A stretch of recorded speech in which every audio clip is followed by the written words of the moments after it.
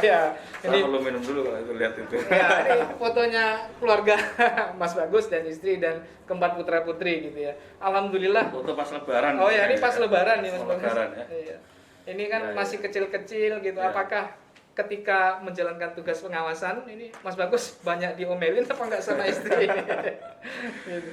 Ya, ini kan soal manajemen keluarga. Atau sebelum ini Mas, saya sebelum ke keluarga, saya Iya. sedikit jadi teringat ketika menjadi pengawas pemilu itu berat. Itu saya pernah dimaki-maki teman saya, aktivis LSM ketika ya dulu mungkin Mas Karim tahu, terutama di pemilu pilkada ya, tapi pas periode lalu itu merasa menyampaikan soal adanya politik uang, tapi nggak bisa sampai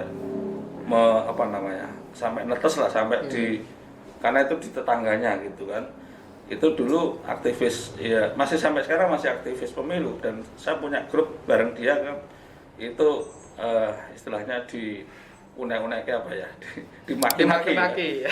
dimaki-maki semaki-makinya dulu ya, sampai ya bahasa kaki lima itu kaki lima apa, hewan kaki lima itu keluar gitu. Tapi saya udahlah gitu, kita jelaskan agak, ya saya harus menjelaskan agak lama karena apa itu di grup gitu kan, di grup sebuah mantan LSM gitu kan. Dan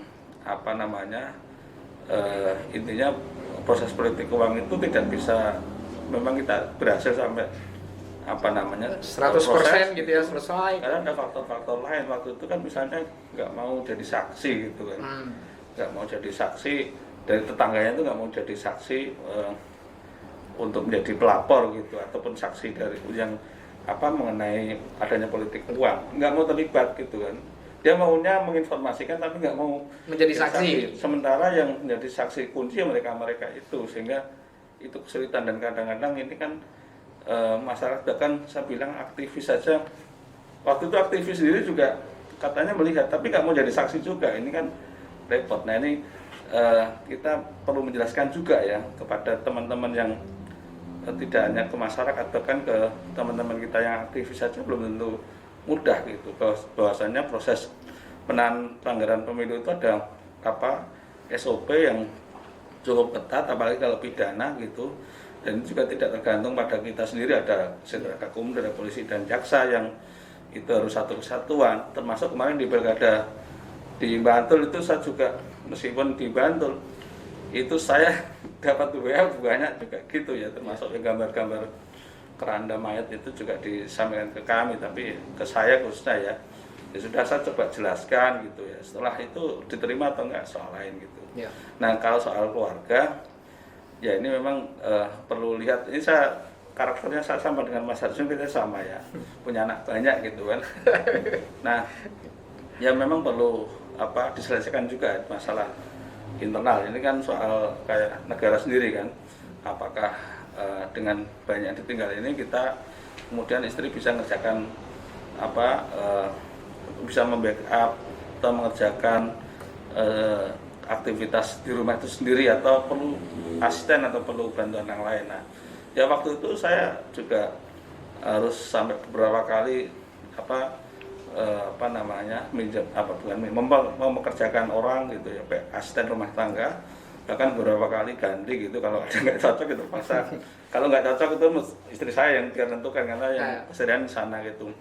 Nah kalau sekarang lebih enak, kan dulu kan masih kecil-kecil ya, kalau sekarang sudah agak besar itu lebih enak, bisa dikandani lah gambarnya. Kalau dulu kan kecil-kecil sehingga memang butuh intervensi orang lain untuk membantu. Dan ini saya pikir ya setiap orang punya cara dan mekanisme sendiri lah gitu, bagaimana mengatasi aktivitas di internal rumah tangga itu. Prinsip harus selesaikan dulu, dan supaya tidak mengganggu atau tidak terlalu mengganggu aktivitas atau kerja-kerjaan kita di lembaga ini gitu kan. Gitu. Okay. Ya ini soal ngomong-ngomong soal pembagian tugas internal, kesepakatan internal di keluarga nih Mas Bagus. Mas Bagus nih sempat nulis di status itu, tanggal 24 Oktober 2020. Bukan status WA ya. Cerita saat makan malam bersama keempat anak-anak di rumah. Nah, diberondong dengan 5 pertanyaan. Cuma yang menarik itu di pertanyaan kelima dan belum dijawab sampai sekarang. Oh, ada yang Ya, jadi begini pertanyaannya. Ini pertanyaan kalau nggak salah Luar dari biasa. Mbak Gilda ya. Nah, pertanyaannya begini, karena inisialnya itu G gitu, putrinya Mas Bagus gitu. Terus ini ya, kalau ayah ulang tahun, mengapa yang bayar makanan tetap ayah, tidak ibu? Padahal itu hari istimewanya ayah. Nah, kesepakatannya ini bagaimana? Itu pertanyaan itu benar dari situ. Iya, dari situ. Saya tadi nggak baca. Itu pertanyaan kemarin saya ceritanya ulang tahun. Itu juga apa namanya? Istri saya juga ya ayah ulang tahun traktir. Itu anak saya juga masih tanya hal yang sama gitu.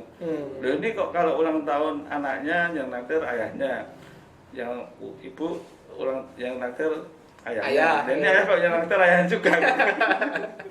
Jangan-jangan waktu ini itu saya tanya ibunya gitu. Oh, Dia gitu. bilang ya bapaknya yang kerja gitu ya. Ya itu apa namanya? Ya pertanyaan yang apa nggak terlalu serius lagi. Iya. Ya, ini pertanyaan terakhir Mas Bagus yang ke-8. Karena kami hanya mempersiapkan 8 pertanyaan saja, nggak banyak-banyak buat Mas Bagus gitu ya. Ini soal ikhtiar Mas Bagus ke depan ini pribadi ya. Setelah nanti selesai menjabat 2 periode sebagai anggota Bawaslu DIY. Nah, saya mencoba mengambil sebuah gambar ini Mas Bagus. Ini gambar Mas Bagus memberikan Apa itu? karangan bunga ini buat Pak Sekjen. Jadi kelasnya ini kelihatannya sudah RI ini. Nah, ya. Ya, ini ada pertanyaan juga dari Mas Daniel Hens ini. Ini Teman SMA itu. Ya, menanggapi postingan Mas Bagus ketika Bawaslu DIY meraih penghargaan sebagai Bawaslu Provinsi dengan kategori informatif dari Bawaslu RI tertanggal 28 Januari 2021. Nah, di situ Mas Daniel itu nulis begini, Mas. Wah, wayahnya masuk Bawaslu pusat ini. Nah, ini bagaimana Mas Bagus terkait dengan ikhtiar ke depan ini? Yang jelas kalau prestasi itu prestasi bersama, itu kan bukan prestasi saya, itu bahkan mungkin banyak mungkin andil teman-teman saya juga gitu. Nah kalau terkait ke depan Bawaslu ya ini saya pikir tidak hanya saya, hampir semua sekarang ini Bawaslu di periode ini banyak yang 2 periode. Dan kita sudah di level provinsi dan juga bahkan RI itu sudah sangat terbuka karena sekarang ini yang dibicarakan kalau kumpul di RI atau itu soal seleksi gitu ya. Ya kalau rencana itu ada, cuma kan soal jadi atau enggak itu soal lain. Jadi tetap diikhtiarkan karena ini juga teman-teman juga yang lain begitu yang sudah punya semangat untuk sama-sama mengabdi. Tidak hanya saya tapi banyak kawan-kawan provinsi yang lain, terutama yang 2 periode itu sudah pilihannya memang ke atas gitu kan, ke atas. Tapi kan nggak mungkin diterima semua, apalagi juga mesti ada faktor-faktor lain, maksudnya unsur-unsur lain yang mungkin selama ini juga seringkali masuk juga ya, akademisi ataupun mungkin dari sebelah ataupun dari pegiat pemilu ya.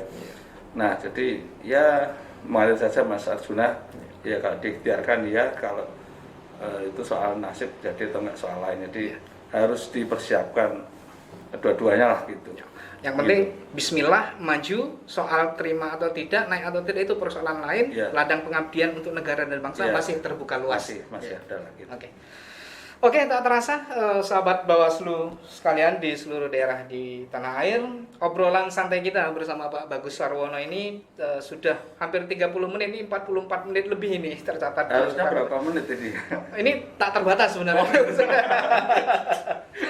Ya, semoga ada hal-hal baik ya yang bisa kita petik hikmahnya, baik untuk diri kita pribadi maupun untuk keluarga, maupun untuk memperbaiki tatanan demokrasi di tanah air. Gitu. Akhirnya saya mengucapkan terima kasih atas kesediaan sahabat-sahabat sekalian untuk menyaksikan tayangan ini, konten ini, yang bersedia menonton channel podcast Garasi Bawaslu Kabupaten Sleman. Sekali lagi jangan lupa like, subscribe, komen, dan bunyikan tanda loncengnya sehingga bisa menerima konten-konten terbaru nantinya dari Bawaslu Kabupaten Sleman. Sampai berjumpa pada tema podcast selanjutnya. Salam Garasi, menjaga demokrasi. Salam sehat untuk kita semua.